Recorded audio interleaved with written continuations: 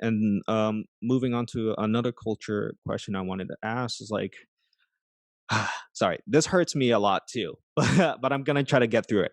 Our current commander in chief, always refer to this coronavirus as the China virus, and we're probably gonna hear more of it tonight, given that this is gonna be Yes. a presidential debate. But every time those things get said, and I mentioned this with one of our podcast guests before, is that even though you can make the argument and say, oh, he's just playing to his base doesn't know that. Like, as a person that identifies as Southeast Asian, I still get the comparisons like, oh, you're like, your English is great for a Chinese, for a Chinaman. I had that happen once, and I'm just like, excuse me.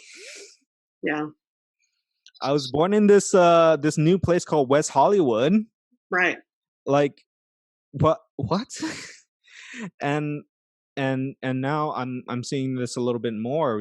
Like, my family, Asian owned business in Nevada. And I worry for them more because they're not in like a predominantly community of color, but they did build respect, but not everybody has that same advantages, and I just worry about that. And getting to my point, I'll get to my point in a bit, but Alhambra and the San Gabriel Valley itself has this large community of Asian Americans. What can you say to, I wouldn't say guarantee, like, to address like the fears that the Asian American community is fearing right now, coming from basically the highest office of the land.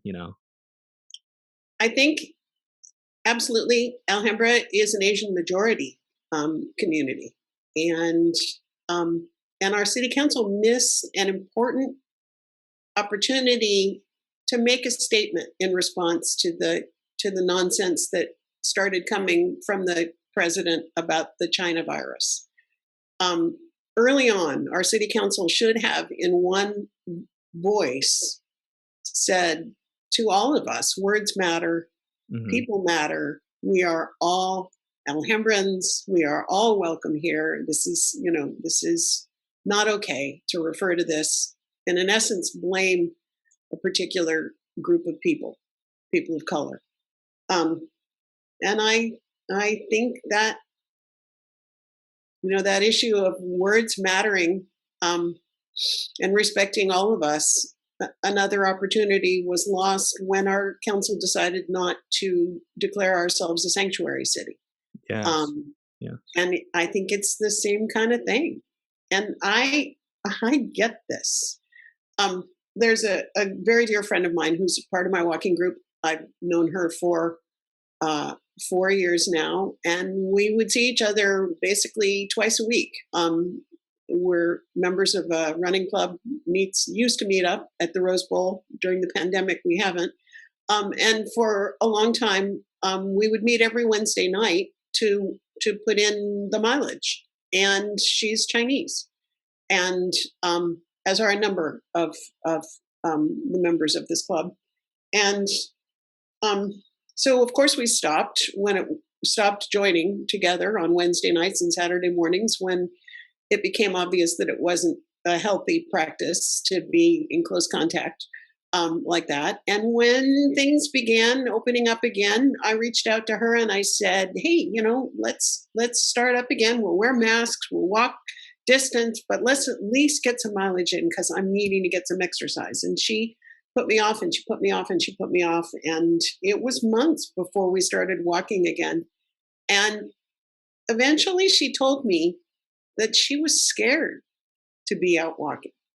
And I felt so ashamed that I didn't understand that at the time, because she said she had a friend who was a who worked for a police department in Southern California and who was, I think, a dispatcher, and who told her about instances where folks were being assaulted, when they were out, walking and stuff, and Hmm. being yelled at and talked about the Chinese virus and stuff like this.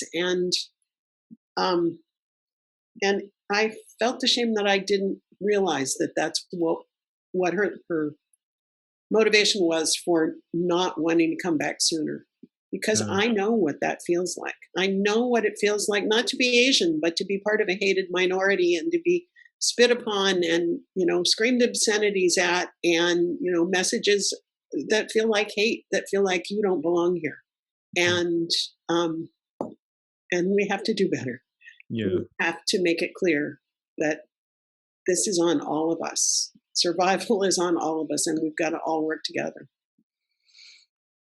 Sorry, thank you. I didn't I didn't necessarily intend to have this extreme reaction, but this has been really on my mind ever since he for him, he's not playing it down, he's playing it up for his Right. base. And the thing is, when I was in Nevada, and when I'm like going down the strip, and the people that be willing to travel and go to Las Vegas right now are not necessarily the same type of people that are taking the virus seriously. And Yeah. I understand if I'm gonna go help take photos for my mom and dad at the Bellagio or whatever, having a good time.